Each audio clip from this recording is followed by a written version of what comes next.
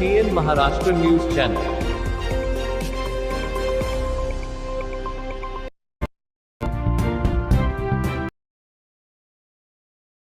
सोलापुरात विजापूर रोड परिसरात एक धोकादायक प्रकार समोर आला आहे।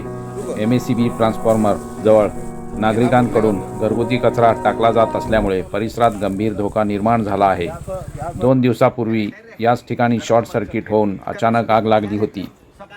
महानगरपालिकेची कचरा घंटा गाडी नियमित येत असतानाही काही लोक सार्वजनिक ठिकाणी कचरा टाकत आहेत।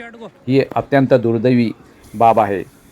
सुदैवाने स्थानिक नागरिकांनी तात्काळ पाणी टाकून आग आटोक्यात आणली आणि मोठी दुर्घटना टळली। मात्र अशा प्रकारामुळे नागरिकांच्या सुरक्षेचा प्रश्न निर्माण झाला आहे।